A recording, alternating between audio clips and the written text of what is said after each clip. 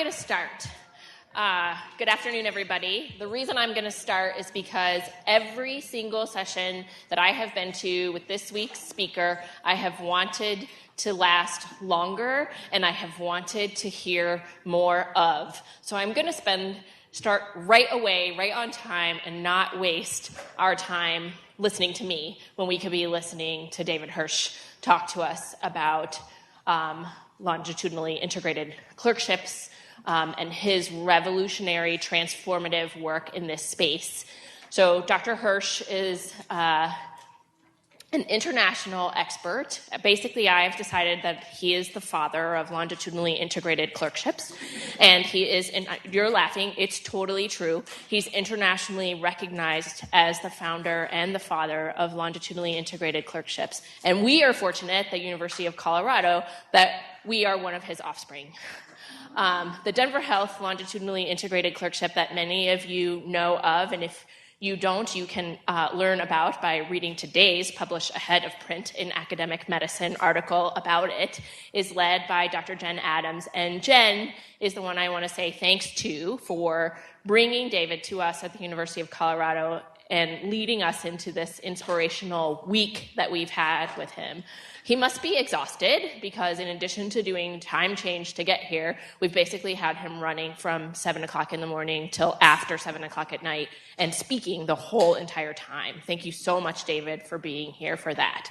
Those of you who don't know him, if you haven't been to some of the talks, which, by the way, intentionally, you're in the right place. This is not the talk that was given on Wednesday morning. It is the talk that was given on Wednesday morning, and it's going to be different because it's actually illustrating a major meta concept for us of the talk within the week of education.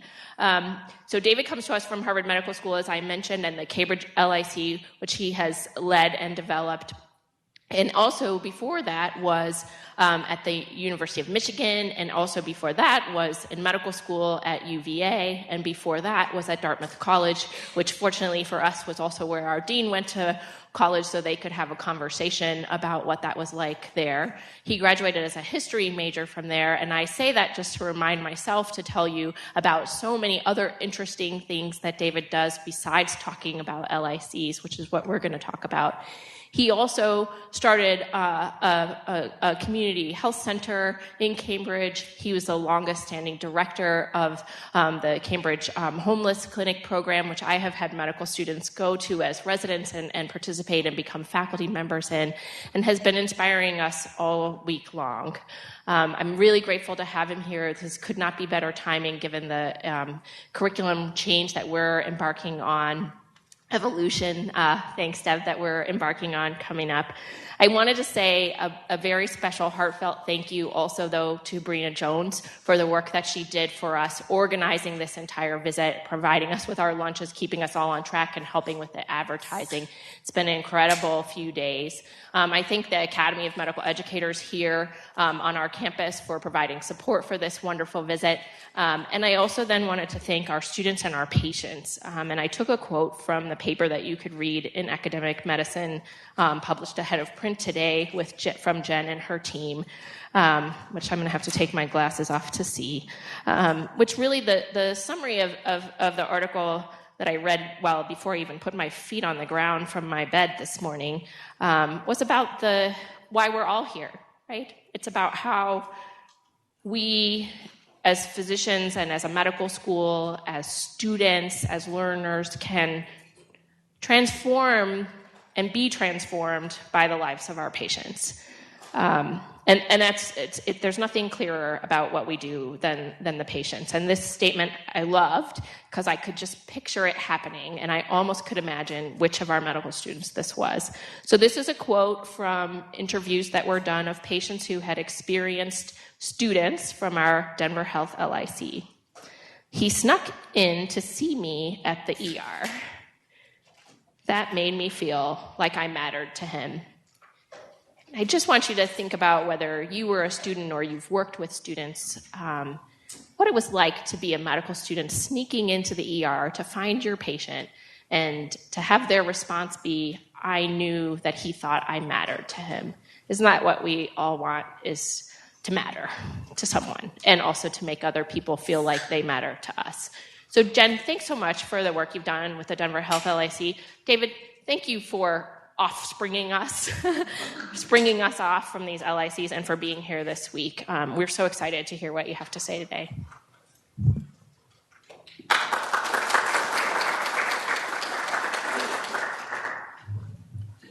All right, that's my favorite introduction because it's absolutely prescient. My entire family would say, yeah, of course he flew in and hasn't stopped talking the entire time. Right? That's exactly the reputation I have in my own household. So I also, you did the thank you so well, but I have to repeat them. So that would be thank you to Dean Zimmer, Dr. Zimmer. Thank you to Dean Adams, Dr. Adams. Thank you to Ms. Jones. Holy moly, what a brilliant, brilliant organizer. And I did my best when I came here in 2013 to wear the colors. So yesterday I had my orange. I had this bright orange tie on. So that was obviously for the Broncos. And I was thinking this might be a good way I could as close to, I don't have that many ties, but this is as close I could get to a Rockies tie. So it was my best effort. So I'm only throw in one other connecting point, again, being my mother for a moment. I was born on an Air Force base, and we are sort of in the Air Force state here too, so I want to make sure I draw attention to that. And in the spirit of this, I want to say hi to the Zoom people who are flying in. Get it? Yep, they're flying in from afar.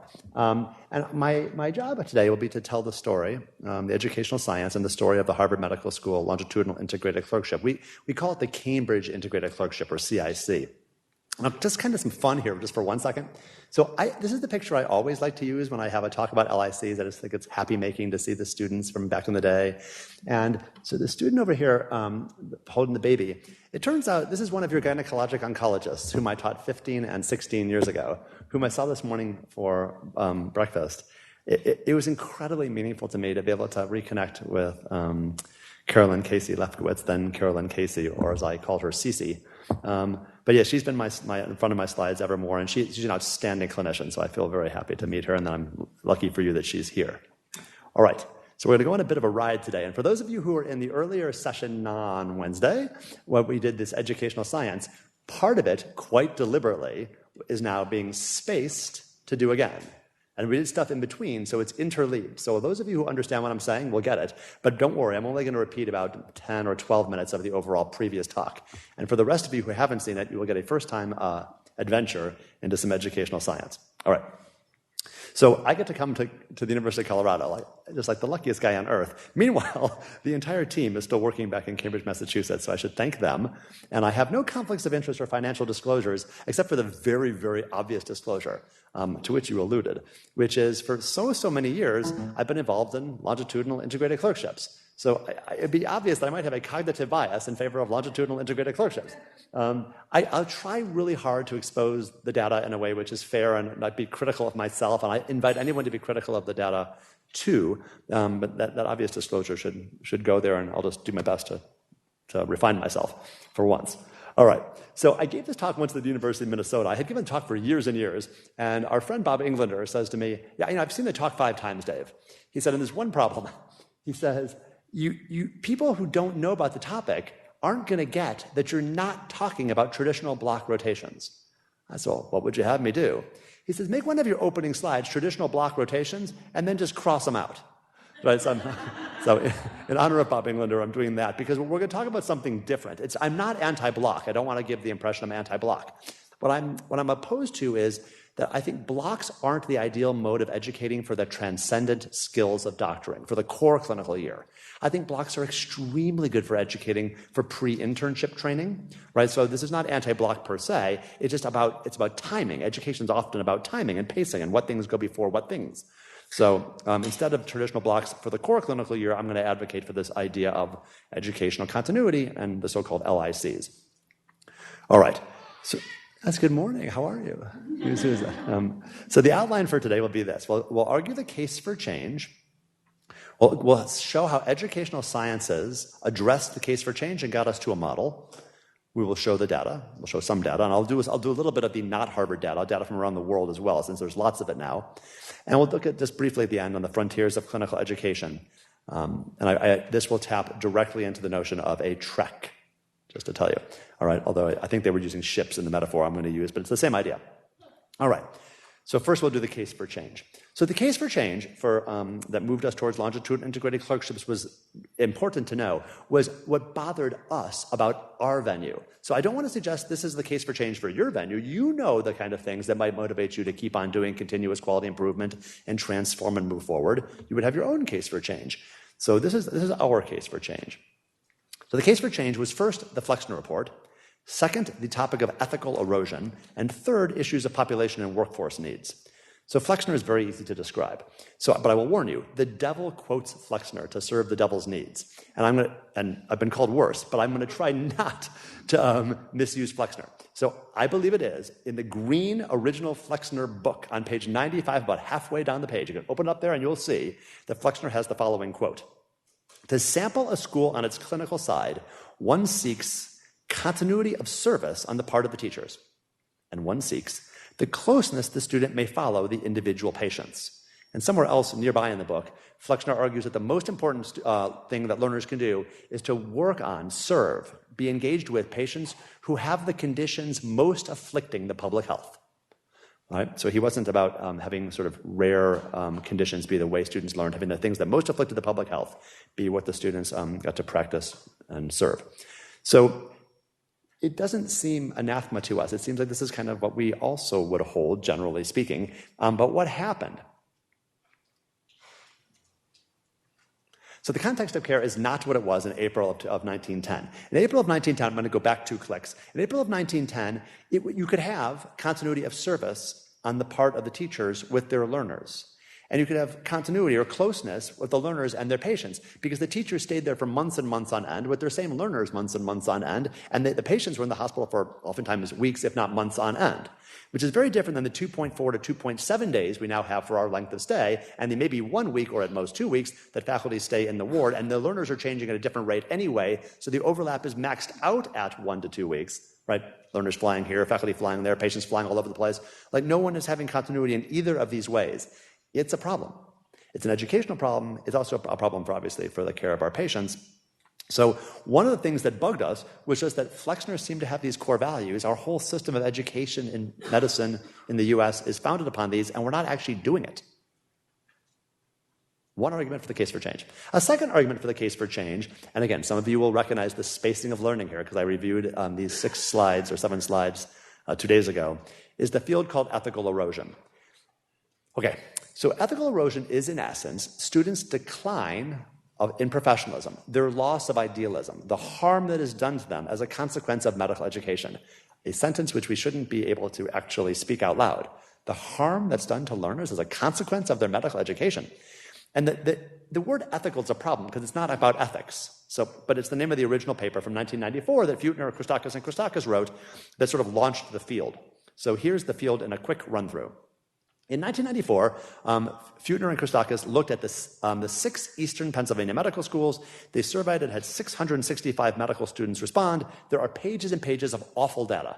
So one page I picked out was this one. And on this page, even if it's small to you, I will highlight the things. If it's small to you, you'll see this. The percent of students who heard derogatory comments about patients was 98%, which is interesting. Because that's not the number of students who heard people swearing or being lewd or inappropriate, right? That's the percent of students who heard comments that were negative directed at the patient. She's a this, he's a that, right? So 98%, which certainly invites the question, like, what percent would be okay there? I mean, if 50% of the students had heard derogatory comments of patients, that'd be kind of an okay number, or 44%. I think we're probably striving for something close to 0, or 0. So that's, upsetting. Not nearly as upsetting as this one, though. How about the 32% of students who felt like an accomplice to a crime are participating in traditional block rotations in the 6 Eastern Pennsylvania medical schools on these house officer-led teams? House officers, I'm not impugning you. I'm talking about 1994, and I'm not talking about Colorado. This is Pennsylvania. But nonetheless, that's shocking, and so are page after page. If you could you probably can't see it, the percent of students who felt bad or guilty by taking part in their clinical education, 2/3. Who rethought their own ethical principles, 2/3. Who felt pressure to put patients at risk, 42%. Right? So that launched a literature. We can critique the paper, but what happened was, following this paper, many other people got involved in trying to find out what the heck might be going on, including Paul Haydett, this wonderful man, and his colleagues. Calvin Chow. If you speak Mandarin more carefully, it's Calvin Zhou. Others who looked at patient-centeredness and the hidden curriculum and things like this, and they found that patient-centeredness, using a validated tool, a validated survey instrument, declines as a consequence of medical education and declines primarily in the core clinical year. So patient-centeredness is going down as they're getting more closeness to the patients. Students' vicarious empathy is measured with two validated tools, two different validated survey instruments. Empathy declines in medical school. It declines primarily in the core clinical year when they're engaging with patients. Students' moral development declines using perhaps the most validated tool in all of social psychology, Lawrence Kohlberg's DIT scale. Their moral development declines compared to age-matched peers outside of medicine, and it declines primarily in the core clinical year. To which we can say, yeah, but you know what? This is probably like all professional school. So maybe it's all health profession school. Turns out it's actually medical school. It's not dental school or nursing school or veterinary medicine school. It's medical school, Bibo found. And then you'd be inclined to say, yeah, bad things happen, but the good news is we're caregivers and we'll bounce back. Turns out when bad things happen to us now, we do bad things later. And multiple studies early in the day and since then have shown that. So that is a quick ride through ethical erosion, which I'm not claiming for a second happens here. How would I know? I hope not. But what I am saying is it bothered Barbara Oger and me when we were sitting around a coffee shop thinking, can we do something about medical education? Because our students don't seem to be enjoying it as much as we are. So it was one of the case for change arguments that we were having in our bellies. And then you should figure out if there's a case for change argument in your bellies. I love to show the slide from Stellenbosch in South Africa. They have a great LIC there. It's a very kind of fancy, extraordinary LIC for underserved students and patients alike. I'm walking down the street in South Africa. I'm with my wife. My wife is an actual real educator. And I'm walking with my wife. I come upon this, I pull up my camera, I raise the camera up, and my wife says to me, oh, no. Please tell me you don't see a metaphor for medical education here. I said, I do see a metaphor for medical education. And she says, ethical erosion? I said, we are well matched. She said, I would not go that far. But I did see a metaphor for ethical erosion here, and you can see the same, right? It's the verdant flowers ready to bloom, the new spring, our learners, and they are blooming, in fact, except for we, the system of medical education, are binding them by razor wire, right? So that was my photographic way of thinking about ethical erosion. My marriage continues. All right. So that was another thing that bothered Barbara Oger and me, and we sort of a case for change for why do something in the clinical year. The third one that bothered us was this idea of population and workforce needs. So there are several things that are underserved in or by medical education. One, there are underserved geographic regions. We know that in the state of Colorado. We know that in the Mountain West. We know that in the entire U.S. It is certainly even true in Massachusetts, which has way too many doctors who speak way too quickly. We have way too many doctors, and we still have all of these parts of our state that are underserved. Rural, remote, mountain, you know the story. Even in places where there are enough doctors, there may not be adequate certain specialties. So like general surgery is underserved, and primary care is underserved, and psychiatry is underserved, and child neurology is underserved, and OBGYN is greatly underserved too. There's lots of underserved disciplines, even in places that have enough doctors, let alone in those places that don't have enough doctors. There are underserved populations, even in places that have enough doctors and have the right mix of fields. Let's call it Boston, Massachusetts. There are populations who are underserved within those well-served areas. I am a great believer in, and I'm strongly connected to and quite love, the Brigham and Women's Hospital in Boston, Massachusetts, right behind Harvard Medical School, where most of my good buddies all work. And if you stand outside the Brigham and you look up and to your left, you're looking at a neighborhood that doesn't go to the hospital. I mean, you can see the neighborhood, and they don't go to the hospital. They don't go to the Brigham. They don't go to any hospitals. So we know this story about underserved populations, even within well-served areas, let alone in not well-served areas, of course. So that bothered us too. And of course, there's this. There are underserved missions in medical education. So here we stand at a great science school. Harvard also very much values doing science. Here we stand at a school with great leaders in quality and safety and dedicated to it. Harvard also values quality and safety. Most schools value these things, and yet these missions are not intentionally created within medical education to a degree that we can be assured that our graduates have them. In fact, if you look at leak rates, for example, of those who do MD, PhDs, and how many of them are still doing their PhD-type work, it's quite small, actually. It's quite disturbingly small, considering the investment in these good souls, their investment and others' investment in them. Same with quality and safety and other things. So there's lots of stuff that's underserved, even in places that are dedicated to it. Okay, so that's the quick case for change. The notion is here that something bothered us, and so we wanted to think, how could we address this? So if you're going to address something, it seems only rational that you might use empiricism. I mean, we're kind of science-minded after all. Like, what would be the ways we could address the case for change? What science underpins it? So we had this scheme that we found helpful, and you'll see why the scheme sort of works based on the case for change. It was this continuity framework, which we published in the New England Journal of Medicine and felt quite happy about. And the continuity framework was something we got to stick to when things got tough. So when there was all these pressures about us to not do this or not do that in our structural transformation, we were able to call back upon our values. Why? Continuity of care. The student needs to matter to the patient. The patient needs to matter to the student. Something about longitudinal connection to the patients over time. Now, for those of you who are surgeons or OBGYNs in the room, I'll be much more fun if there were surgeons and OBGYNs. All right. Well, they might say, we don't really have continuity in our disciplines, but they do. They just have much more brief continuity, right? I did the discernment. I decided who needed the surgery or didn't. I decided upon the surgery. I did the surgery. I concluded the surgery and did the post-op stuff, and then I did the follow-up in my clinic. It's a whole illness episode. So longitudinal for us either means like longitudinal or chronic care, but it also means whole illness episodes. We couldn't have it be any more that students met patients only in the OR and never again. Again, it's sort of max objectifying. And how about all those patients who didn't get to the OR because they shouldn't go to the OR, and all the brilliant medicine or surgery that went into making that discernment, right? So the student needs to matter to the patient needs to matter to the student. Whole illness episodes, longitudinal design. And the continuity of supervision. The student needs to matter to the teacher needs to matter to the student. And you can smell on these two things. This is just a Flexner argument, right?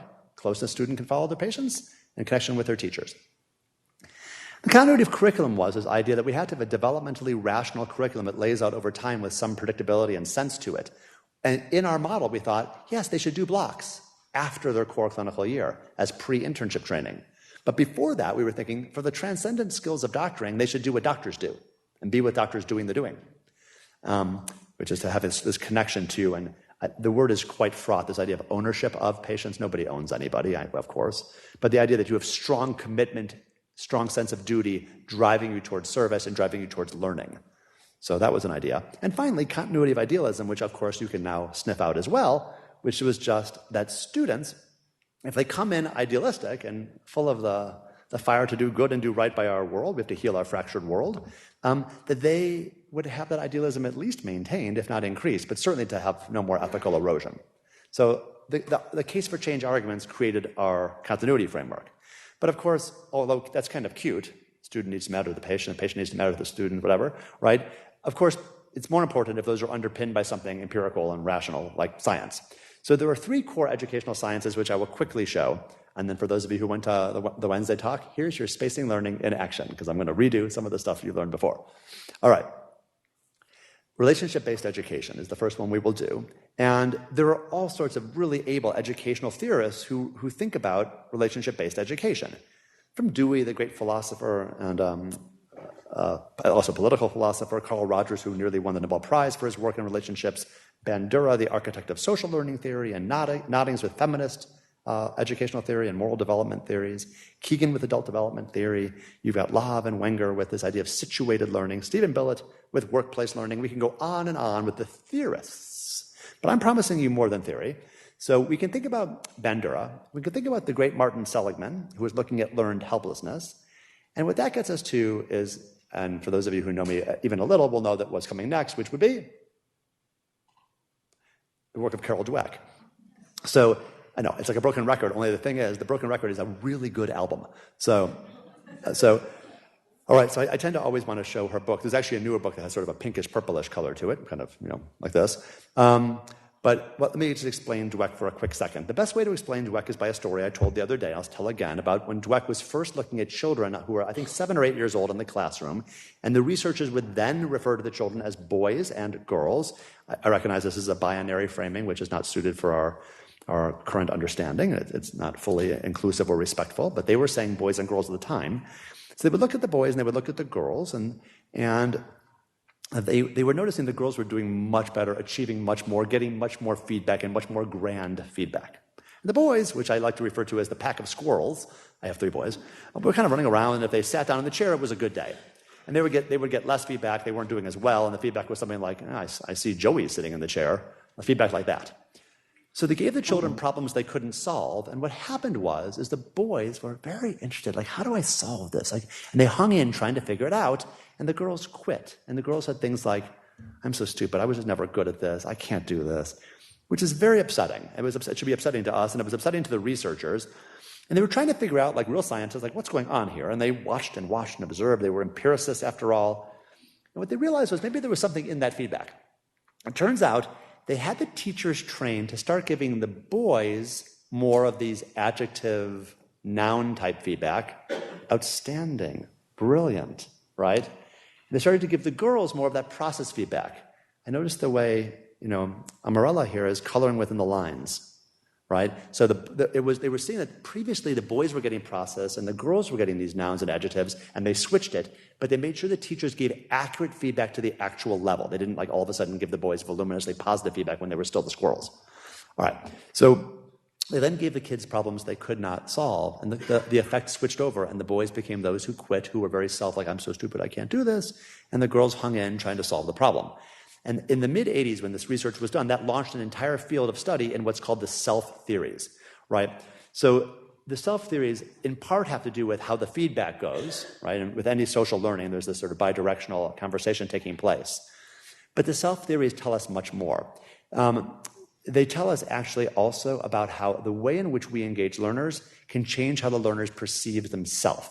And if you don't read her book, Mindset, don't read that book, and you do read Dweck's book, Self Theories, you will come to recognize that there is a complete way in which we humans can come to understand our learning and ourselves, which puts us in the, quote, growth mindset, which is a way of looking at problems or looking at the world or looking at learning, an entire way of looking at things, which makes us resilient in the face of problems we cannot solve. We hang in. In short, we dust ourselves off and get back up on the horse. We're nourished by process. When something's hard and we feel like we're failing, that intrigues us more, not less. We run towards hard things, not away from hard things. We don't mind doing the work and making mistakes. The mistakes we feel and know in our bellies are making us better. We like to work out, in short.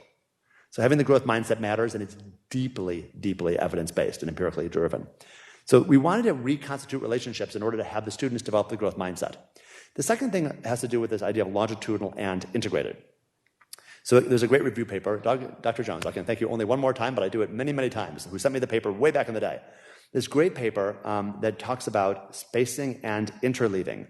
So I just want to say that when we say longitudinal, the education scientists call it spacing or spaced learning. And when we say integrated, the educational scientists call that interleaving. The latter, interleaving, is very simple to show you. I'll show you in a moment. The former is a bit hairy because there's a three-dimensional graph I have to animate for you, which I'll do first. All right, so for those of you who've seen this before, you can try to do the hard work of not saying, yeah, I saw that before, but try to think, what's he about to tell me? Right? Because that's what we want to do when we query ourselves and quiz ourselves to think do we actually get this? Do I know this? So here we go. There are going to be 3 axes on the next graph. So there have to be 3 arrows I put on this thing. You can study material, you can study it again sometime later, and then you can have the test. The test could be a test, like in school, or the test could be kind of like the test of life, like I was trained how to do IVs in my 4th year of med school, and then 5 months passed, and I had to put in an IV as an intern. Kind of the test of life. I have to do it now. And there was some space in between that, the time of my ultimate learning and the time when I'm being tested. So the test delay is the time between ultimate learning and when you have to demonstrate the skill or show what you know or be tested. The study gap is the space and time between learn and relearn, between 2 episodes of learning. You study something, many weeks take place, you study it again. So the space and time between learn and relearn. And the third axis on the three-dimensional graph is like how well you retain. How high is your score? How much do you know? Can you still do it? I made the colors on the next graph the same colors as these arrows. So I'll show you test delay first, study gap second, and test this green thing third. All right, hold on. Just hang on for 1 second. 1, 2, 3. All right, it's three-dimensional. So here are the 3 axes. That is test delay. That's the time between when you finally learn something and then later when you're tested, or when you have to know it. That is the study gap. The time between learn and relearn, that is the test score, or how much you retain, percent retained, 1 being 100%. If you look at this graph, way up here in the upper right-hand corner, I often call it the northeast. If you think about what's the northeast up there? What is that corner up there where the green circle is? Well, that means the test delay this sort of bottom axis here on the far right of our picture, the test delay was very, very short. It means that I finished studying and I was tested just thereafter. It's cramming. A list of 4 phone numbers, I'm tested 5 minutes later. Or I study the microbiology, I'm tested tomorrow morning. Right? Very short test delay between final learning and being tested. And in that circumstance, you see people's test score is high. Humans can memorize a lot of stuff. Cramming works for the test. So cramming is great. If you're taking a test 5 minutes from now or 1 day from now, fantastic, you should cram. But if you actually want to hold on to anything for life, here's the problem. The classic 90-20. So here's the 90-20 drop. If your test delay, I put this little yellow arrow down there at the bottom, is even like 3 weeks to a month, blah. The green dot goes quite far down. It ends up over here, right, on the how much did I retain curve. And there are so many studies that show this 90-20 drop. Some show it in a week. Some show it in 3 weeks. The bottom line is, if the test is delayed even a little, cramming has long since worn off. Cramming is good for tomorrow's test. Cram, true, yes, but it's not good for life. So how do we resolve this issue? Before we resolve the issue, I'm going to get even a little more pessimistic, right? There's our little dots, all right? So what would happen if the test were delayed by a year? My actually central line for me, I learned it, and about a year later, I was putting my first central line as an intern. That was not a good day. All right, so, and I mean for the patient, right? So, all right. So here's what happens. Here's about a year out between when I finally learned something and had to actually show it. Splat. Right? So, that's over there, which looks to me like 2 zeros side by side. Right? So we do not hold on to stuff very often, even a year later, hardly anything. So there has to be some hope in this, or I would be not kind to do to an audience which is so generous to include me here. So here's the hope. You can add the study gap, a time between learn and relearn, right there, the blue thing. So if you add some study gap, this is what happens. You're back up on the curve. Now, you should feel a little bit worried because, I don't know, we added a study gap and we're back up on the curve, but I still only held on to about like 16 or 17% of what I knew. Again, been shown across multiple domains, from things like art appreciation and math ability and studying German verbs and who knows, all these things. It's been shown again and again. But that's not the main point. Here's the main point. There's a red line there, which you can maybe barely see. I'm going to color it bright green. I've tried to show the bright green arrow as if it's an arrow that's turning a bit. It's kind of turning towards the loop or turning towards the word test score. Because what you see on the, I can take it away, that red line, what you can see on that is that the longer out you need to maintain something after you finally learn it, the longer out is the test delay, the more study gap you need to get up on the curve. Like to stay up at the max point, the most I can retain, it requires more study gap to hold on to the maximum amount. But something better than that. You see the curve has a cliff over here on the one side, and it has like the flats, the planes, we might call it in color, right? On the other side of the curve. That means if you give too much study gap, too much time between learn and relearn, yeah, you're not maximizing, but you're doing pretty well. But if you give too little study gap, like the learn and relearn episodes are very close together, you're falling off the cliff. You're nowhere close to maximizing what you might retain for any amount of test delay. Which basically argues in some kind of like cogent summary, spacing is good. The better you space, the longer you retain, and spacing more is the better mistake than spacing too little. So what do we do then if our courses are 3 weeks long or 1 month long or 6 weeks long? We can't get enough space. Even if you gave the entire course on day 1, you gave the entire course again on the last day of the 6-week course, you are barely getting into the realm of reasonable study gap for long-term retention. Okay. Thankfully, interleaving is far more easy than this notion, but I just want to hold on to this idea of space and time, a space of time between learn and relearn before we let go of the three-dimensional nightmare, which is spacing learning. 1, 2, 3. All right. Goodbye to you. All right. Integrated design causes interleaving, which is much more straightforward, which is this. You can learn things in blocks. A first, B next, C after that. Or you can learn things mixed up. A, B, C, B, C, A, C, A, B. Multiple things simultaneously. People who speak a second language in the room, who are you? Fantastic. Nice. Any 3 language learners? Somebody want to just lie and say they are so the metaphor gets easier? Fantastic. Thank you for that. All right. And since there's pediatricians in the room, I know I'll have witnesses to this. If a child tries to learn 3 languages simultaneously, they get speech delay. They're doing multiple things simultaneously, they get speech delay. But if they keep going with all 3 languages, let's say, for example, someone who might speak, I don't know, English, Tamil, Spanish, Vishnu. They get 3 languages simultaneously, they get speech delay, but if they keep going and going and going, they can actually speak, if they keep going with all 3, they can speak any one of them as well as somebody who only spoke 1. So it's nice. They have 3, someone else has 1. Fantastic. It's way better than that. Interleaving multiple things simultaneously does cause this initial hard, difficult period. This is the J curve we were talking about earlier, right? And when you pop out on the other side, you have all 3 languages, right? But then what happens is that your actual language center is better too. So if you try to teach Vish Mandarin Chinese, let's say, for example, which is nothing like the languages that you know, far different, far more able to learn the 4th language than somebody who only had 2 or only had 1. The whole language center is better. So interleaving will show us this effect in one slide. If you do block learning, like in the cramming scenario, you are better 5 minutes later. So again, cramming works. Learn A first, learn B second, learn C third, cram it, you'll do better on the test that is today or tomorrow. But even 1 week later, and again, multiple studies have shown this, even 1 week later, those who did multiple things simultaneously, right, retain their learning in a way that those who do block don't. And of course, interestingly, in the study I chose here, right off the paper, I have to do the sound effects because it's very meaningful to me, 90% about, right? So that was better than I usually do. So that was, there's a tremendous drop-off even after 1 week if you were trying to learn things in blocks. So I'm not saying don't cram. I'm just saying that cramming is good for the test. It is not good for long-term retention, and multiple things simultaneously gives you better long-term retention and gives you kind of the elegant brain that can learn something you've not even yet learned in that domain more easily, the 4th language. All right, that is a ride through the learning sciences. All right, for those of you who had to do this a second time, that's the end of the things you've seen already.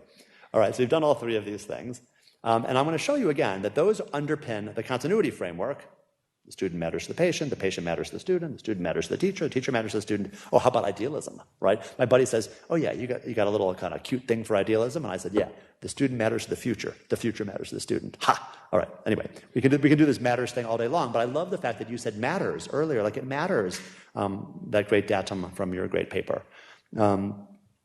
That's a paper worth reading. And I think it is so incredibly cool that you had the med student be the first author. I think that's right on, especially for something that's that academically sound.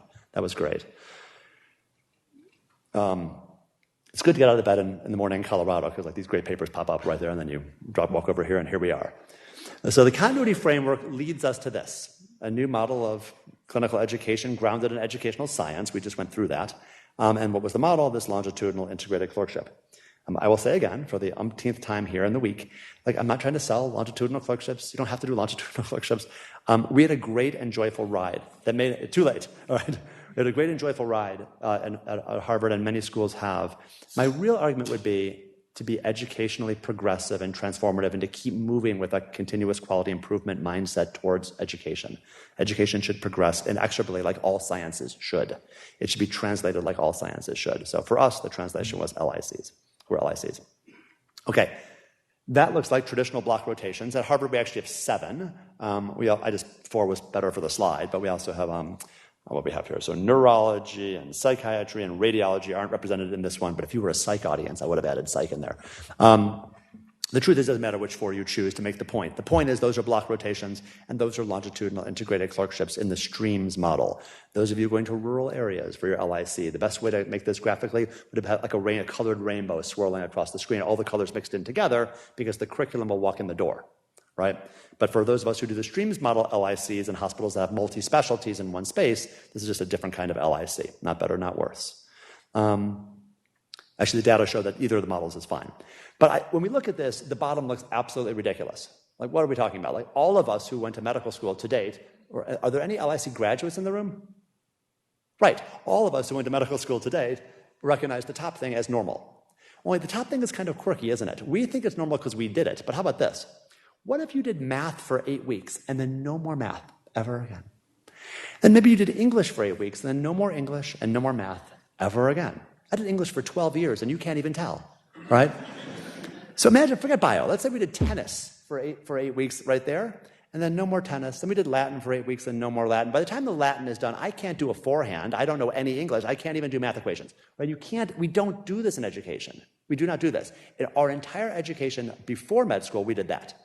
Multiple things simultaneously, spaced and interleaved, driven by educational science, longitudinal integrated, whatever, right?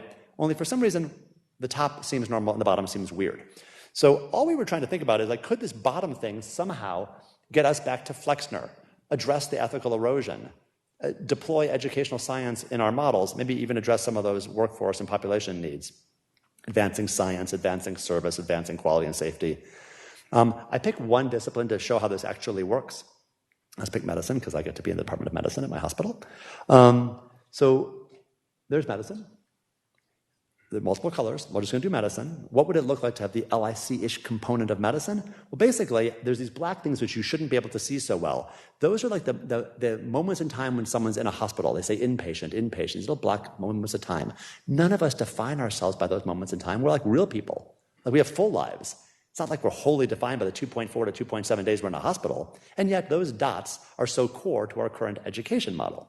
So what we're going to do is we're going to kind of fill in the dots like that. And this, and that, and this, and this, and this.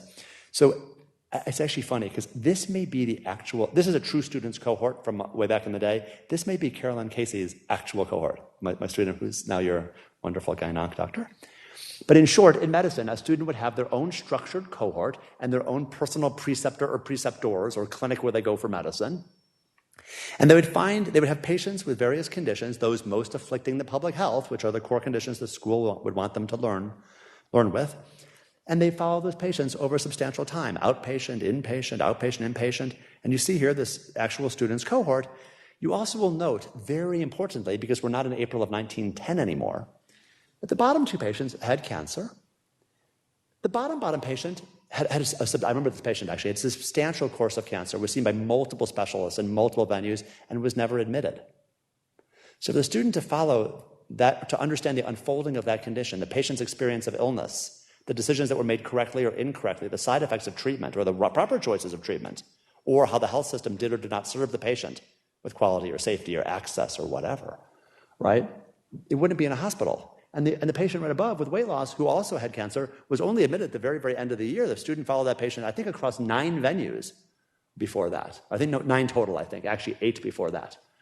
So it's just interesting to think about, if we were trying to do Flexnerian education, a diversity of patients most afflicted by the conditions affecting the public health, understanding patients in a non-objectifying, holistic way, right? Seeing how patients experience the healthcare system, how patients experience illness, how our decisions play out, how the diagnosis unfolds. We would do it in different venues now. And of course, we could follow patients across venues of care, and we could run into all sorts of specialists along the way with a realistic patient-eye view of how specialists engage patients, but also with the possibility of contributing to the care, because if you, the student, are riding along as a caregiver with this patient perceives the students as my own personal medical student, right? You can also help with the care itself. And so there's ample evidence of the benefits the students pose for patients in longitudinal design. So that's just looking at medicine, but you can imagine the same thing in pediatrics or in psychiatry. How would this look? I'm happy to get into surgery later if you want to, too, because it's doable with illness episodes and surgery as well. I have to show a map or people get very frustrated with the talk. So we can get all into the map if you like. It seems like you'll have your own maps, which won't be this map, but the bottom line of the map is just that there's a bunch of different disciplines in the same week, and there's white space or blue space where the students have a chance to read about the cases they're going to see in the OR, or follow up with the patients they previously saw, or make phone calls to patients, or do home visits to patients, or cross the venues of care. So multiple disciplines simultaneously over time. This is 1 week of a multi-week year. All right. So now we get to some data, some of the data. So I picked the Harvard data first, and I'll just quickly do the Harvard ride with our studies. So we basically did a 3-year study to start, and then it got extended. So we had many, many more students seek the model than there were spots. And this has continued to this very day. No matter what barriers the med school has put up to try to dissuade students from wanting the LIC, we have about 3 to 3.5-fold more students than there are spots in our program. What's more interesting to me, which I've not shared all week long, because I saved it for you, Dr. Zimmer, for this very moment in front of your friends, is that I get to do revisit weekend. So I get to meet the students who have gotten into Harvard and gotten into other medical schools, and I give a talk on revisit weekend as the talk. The dean goes, and then I go next. And in that talk, the dean's hope for me is that the students might be attracted to Harvard Medical School. Clearly an awful choice. I don't know what he was thinking. But at any rate, I give the talk, and after the talk, students will come around to ask questions. And now repeatedly for about 10 years, at least 10 years, students will say to me, if I go to UCSF, there's much more chance I get an LIC than if I come to Harvard, as a percentage basis rolling the dice. If I go to so-and-so program, I actually have a guaranteed spot in their LIC, like Columbia. If I go to another program, the interest that I have in the essay that I will write will get me the LIC. So you just need to know I'm contemplating not coming to Harvard, actually, because we don't have enough spots in your LIC. I don't want to take that role, right? So I'm having students who are house advisors Harvard has these, Harvard University, not the med school, has these houses, dorms, basically where the undergraduates live. House advisors saying that they're meeting stressed out students, pre-med students, who are saying, I want to do the LIC at Harvard, but I don't think I'm going to get it, so what do I do in that circumstance, right? So my dad said, you really know you're going to a great medical center when you walk in the door and there's cranes everywhere, right? Well, I kind of wonder whether Harvard has another problem, because we have cranes everywhere, but I wonder whether they need to consider more, and they will be considering this on Monday, about whether they should increase LIC spots across the system to not leak students. That's the great dread of Harvard. We don't leak students. So having given you a lot of secrets here, we will move on. Many more students applied to the Cambridge program than there were spots. We chose at random the students to be in the intervention group called the CIC, or Cambridge Integrated Clerkship. Among that same volunteers, the same volunteer pool, those who were not chosen at random, which is more people, ended up in the comparison group, which we call COM, all right, or comparison. So if you think about it, these are all volunteers, and the random choice into ours and the random choice into the other makes the two groups. And then we said, are these groups alike? And we picked 11 things. Here's 5 of the 11. Same MCATs, same USMLE, same skis in the second year of med school before we went to our new curriculum. The same attitudes towards patient-centered care, the same future practice choices, gender, sex, age, whether they were likely to be in public or private college. We were trying everything to say that the groups were different. We couldn't find them as different, nor was either group different than the rest of the class, nor were the groups combined different than the rest of the class. We tried. So we think they're probably sort of the same, the 2 volunteer randomly chosen groups, as far as we can tell. Did we build the program we said we were going to build? Was it longitudinal and meaningful and these things? So how often were you involved in seeing patients you've treated before their initial diagnosis? On the far left over there you see with a p-value of less than 0.05. Every p-value I show you of less than 0.05 has a real effect size. So for the anti-P people in the crowd, I'm happy to show you the effect sizes. They're good. The slides start getting busy if I start throwing in too much psychometrics and stuff. But clearly our students were far more often seeing patients before the initial decision to admit, which is important. They were part of the discerning. They were relevant actors in whether we admit or don't admit, or go to surgery or don't go to surgery. All right. How often did you see patients after the discharge? You see the numbers. You see the p-value, high effect size. Okay, they were much more likely to see patients after discharge. So it sounds kind of like they were doing longitudinal stuff. How often were you involved in establishing meaningful relationships with your patients? You see the differences?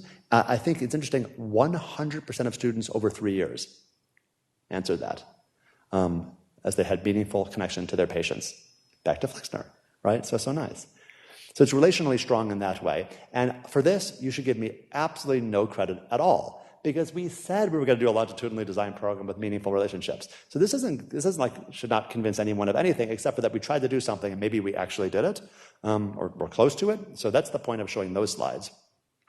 The slides that everybody in the audience always craves beyond craving is the issue of the content tests, so-called shelf exams from the National Board of Medical Examiners, and the boards, and then Harvard has a make or break OSCE you have to pass. It's a barrier exam. You have to pass it in order to pop out of Harvard. So these are the things I'll show you now, the content and skill tests. It was interesting. Back then, we only used 4 shelf exams back then of interest. So here are the 4.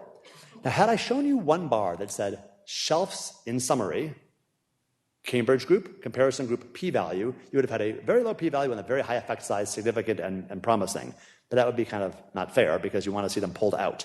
So I show you the shelf exams pulled out, and you see 2 have a significant p-value, and 2 do not. Now, over time, interestingly, this is what happened. Because a critique you could make is, you could say, wait a minute, you're saying it's a 3-year study and there's 4 shelf exams. So first of all, you should be showing 12 things. Okay. Of the 12 things, 9 favored the intervention group and 3 were in the margin of error. None favored the comparison group, first thing. To which you could say, yeah, what probably happened was your first-year students were like the best ever. So that was the big difference. And then the rest of it, there was probably no difference, just the Hawthorne effect, or the founder's effect. The first class was so zesty. Turns out the p-values go down over time, which means the bigger the n gets, the more difference was seen. So these actually grew towards significance over time. It wasn't just our first class. Okay, so that was reassuring if you like content tests.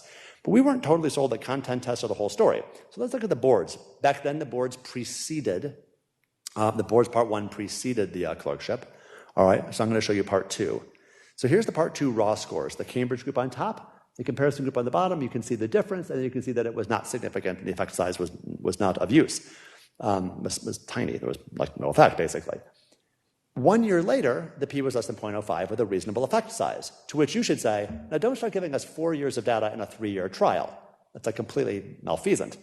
So I'm not giving you 4 years of data in a 3-year trial, but you mentioned it. But here's why I mentioned it. Because if it were that our first class were all the difference, right, and the other classes were no difference, the p wouldn't keep going down, right? So this is not significant, but at least I'm reassured by the idea that the n was part of the story here, and that it wasn't just one great class in the early year that made any difference, or even the small non-difference that we see here. The p-values always get better over time. That was good. Okay, here's the make or break OSCE. Now you would say, like, well, wait, it was a 3-year trial. You're only showing 1 bar. So it's significant difference that the intervention group, the Cambridge Integrated Clerkship group, appeared to do better on the OSCE. If I showed you all 3, none of the 3 favors the comparison group. All the 3 lean towards the Cambridge Integrated Clerkship group. 2 were significant. 1 was so close, but not. So just interestingly, the p-value also went down over time. All right, so just having dispensed with the tests, I want to get to the stuff that was really meaty for me, because as you can tell, I'm kind of caught up in the ethical erosion thing.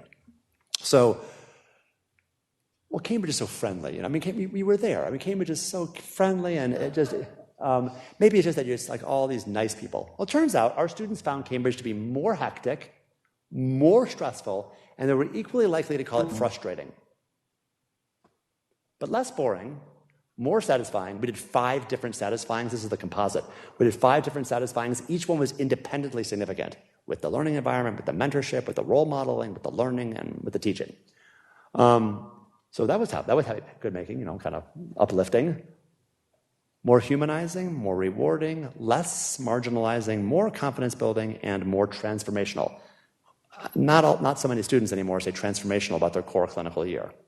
Right, so that was very much a good feeling for us. But interesting also if you think about educational science. It was more hectic and more stressful and equally frustrating, and yet all those other things that seemed so positive. So the metaphor I think is useful to use is that in the same year we launched the Cambridge Integrated Clerkship, I had twins.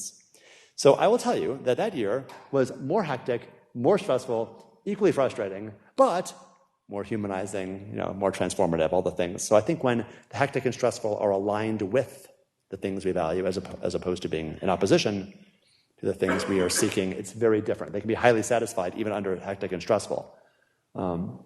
I will tell you just for the record, that even though it was more hectic and stressful and far more satisfying and humanizing, being a parent was not more confidence building. All right, all right. I have pages of data that say, how did you feel, students? How did you guys feel? And it turns out that compared to the comparison group, the Cambridge Integrated Clerkship students felt more able to be truly caring, to deal with ethical dilemmas, to understand social context, to involve patients in decision-making, to relate well to a diverse population, and many, many more positive things. But that's what they felt. We don't know that that's what they actually were. So I just think I want to say that I'm happy they felt this way, but I wouldn't want to put too much in this either. Interestingly, can you predict what the single thing was where it favored the comparison group? We felt more able to work in a hospital environment, on an inpatient team in a hospital environment, to which you might say, well, hold on, wait.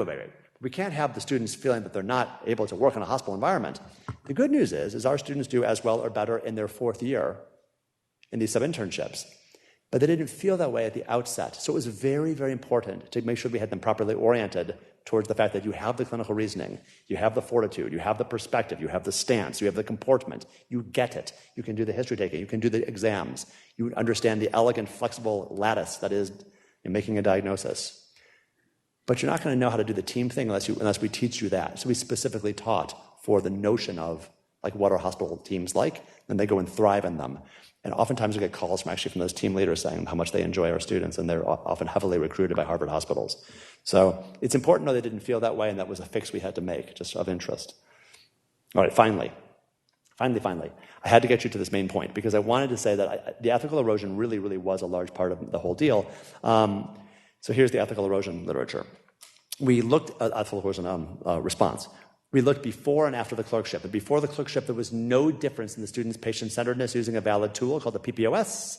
And after the clerkship, there was a difference in their patient-centeredness using the same tool. So it looked like, wow, the pre-post was great, to which any fair-minded person would say, yeah, right, but what's going to happen years from now? So we did that study. So I'm going to take this graph that shows before to after, right, and I'm going to take the whole thing and lift it to the far side of the next graph. There. So here you see on the far left the pre-post I just showed you, before and after. But then you see, I'm going to erase the lines here, that 4 to 6 years later, these lines aren't straight, obviously, 4 to 6 years later, the difference was maintained.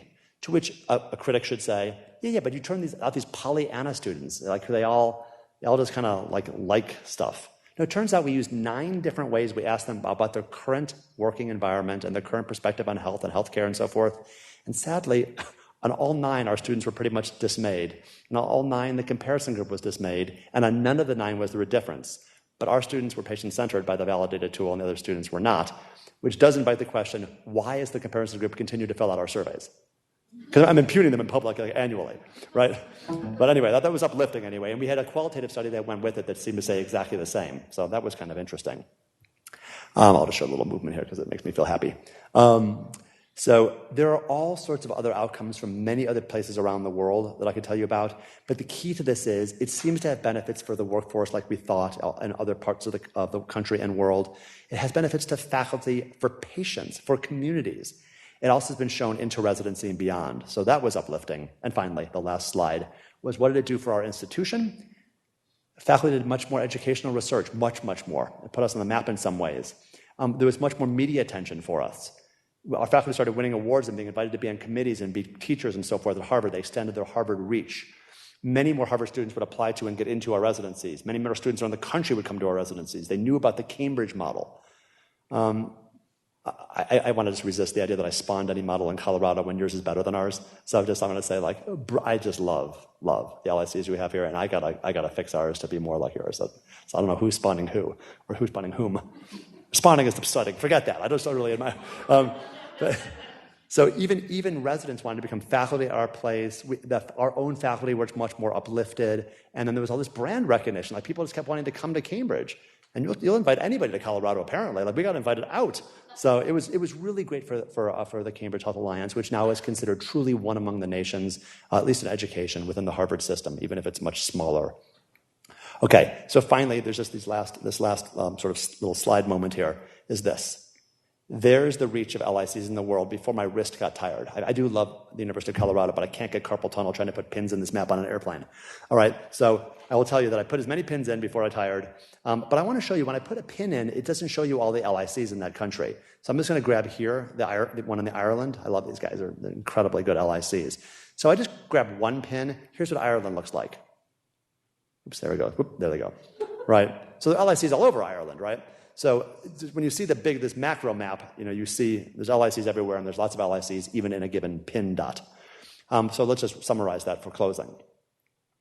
That's the U.S. It looks like it's 48% building or growing LICs in the U.S. It looks like it's just about 50% in Australia now, and it's over 50% in Canada. So they're all over the place. And now Imperial College London, some serious heavy hitters in the academic world are doing LICs. Which leads me to the poem. Now the poem, this is the last thing that I will do. The poem is about a trek. It's about a journey, all right? And the journey was, as described to us in Ulysses by Alfred Lord Tennyson of the UK, or then England.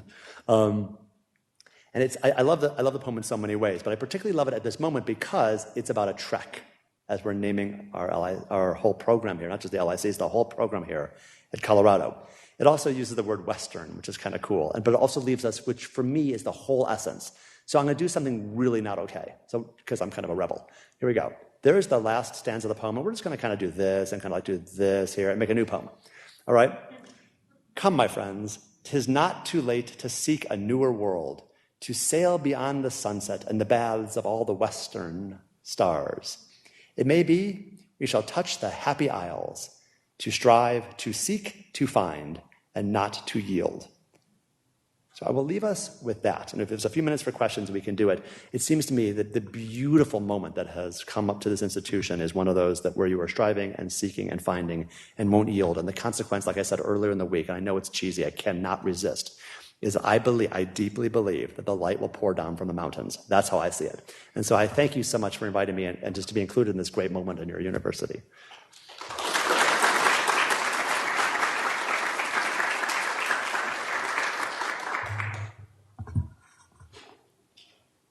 What is your wish? I have a question about, you said one of the things that's lost when you don't do the block is the team building, and then you added that to your fourth year. They felt it.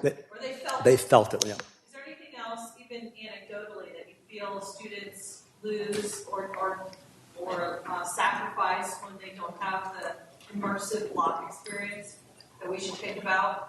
Yeah, it's a great question. So one of the stress tests that I think is most noteworthy in LICs is that students have to be sort of self-authorizing and self-organizing, something which has not to date been their training, right? So I'm not sure it's a loss per se, but we're making a demand on them that their learning to date has not prepared them for. So students will routinely say in LICs that's hard for them. So I'd be wary of that. The J curve, I would also argue, is a kind of lost moment because their buddies are finishing block rotations and feeling darn good about finishing something. I know some pediatrics now. I know some psychiatry now. I feel like I've been a clerk. I've been in a hospital. And the LIC students are having the three languages at once scenario where they're feeling they're going down the J. So that you have to shepherd people through the J. For sure you do. There's great learning theory that says, though, that if you make the J too shallow or too brief, you get less learning. Right, so you never want to harm anybody, of course not, but there's something about kind of the deliberate hard work of getting through that multiple things simultaneously to get the big backside benefit, which is why the LIC here I think is one of the great ones too, because it's long enough to get lots of backside benefit. Those are the first things that would occur to me. Yeah. Obviously, love the model. And again, I've always wondered how much of the positive effect is related to the dedicated faculty that most LICs tend to sort of get. Yeah, I think it's great. So it's not totally clear if you ask me like a incredibly empirically derived answer. So you're a former GIM fellow, so I know not to mess with anecdote above data. But it's true though. But it's not been kind of assiduously pulled apart in the way that your wise question is asking.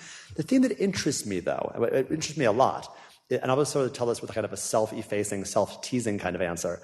So Boston, the city of Boston and the city of Cambridge, they have hospitals kind of like Massachusetts General Hospital and the Brigham and Women's Hospital and Beth Israel Deaconess Medical Center. These are really extraordinary hospitals with extraordinary faculty. So we would have to have this kind of suspended belief that little Cambridge, the little public hospital, somehow can outperform those extraordinary, brilliant people in education. I think the people in those institutions would say, yeah, that's not possible, right? So it's kind of strange to have to hold both ideas, that some of the nation's and world's great hospitals couldn't possibly have enough great educators, but little silly Cambridge, that people like me there could. So I wonder, now maybe you would respond by saying, yeah, but maybe those incredibly great minds aren't per se great educators. Or I'm not going to impugn them. Or they may say these incredibly great minds, the manner of their interaction with students is not itself fully facilitative of students of this generation or something like that. But I kind of wonder then, but why would Cambridge's be? Well, you're in the community. It's psychosocially minded. It's underserved care. But I think there's more underserved patients to go to each of those three hospitals than goes to Cambridge. So wouldn't they have lots of doctors? I ruminate about it. I think the question's super important. Because what the question asks is it the model? Right? So I wonder this, though. Let's say it's not the model. I'm open to that, too, because I actually don't care about LICs. I care about educational progress to help our students and their future patients. In the meantime, our faculty. Is it thunder? That's so pretty. Okay. Which is nice, because if the flight gets canceled, I get to stay longer. It's like totally great. But I do want to think just for a second about the idea that maybe putting a model that is relational in place or that's longitudinal in place sets up to bring the best for people, or sets up to bring certain kinds of educators out of the woodwork. Maybe that's it. So maybe it is about the educators, but the model makes that happen. Not the model per se from the educational science. But the real answer would be, I don't know. I really don't know. I'd care to know. If you study it and find out, somebody should please mail me that. Yeah. Do you think it could be connected to the differential sort of time that they have with house staff with their primary educators versus having faculty? Having faculty educators is a very big plus because of the refined way in which people will be willing to reflect, and the kind of holistic way people will see both inpatient and outpatient. Even hospitalist faculty are different than residents. They have a much broader perspective. Faculty have made many, many errors over many, many years, and kind of have humbly messed up so many times, present company foremost. And there's something about the ability to convey those stories and that journey, that trek to the students. Notice the brand trick I'm doing here is by saying trek over and over again. Yeah, exactly. So there's something about faculty, I think, that helps. However, I think maybe to this wonderful first question, maybe that's another loss, that is the sense of near peer. Like, I'm not sure that resident per se is the thing, because they're going to be residents shortly and be surrounded by residents shortly, and you can still have residents deeply involved in LICs. Cambridge residents, our residents, love the LIC. The students come knowing a ton, excited to learn, ready to pitch in. They go away, they come back, they go away, they come back. So the residents don't have kind of student with them all day long. They have student who comes in a relevant way, and they all know each other. But I would say that not having near peer is a thing anyway in this sort of near age issue rather than per se resident. I don't know, though. I think it's important. Go ahead and goes to the earlier question. Are we LIC'd out? All right, we'll say thank you. It was so much fun. Thanks, guys.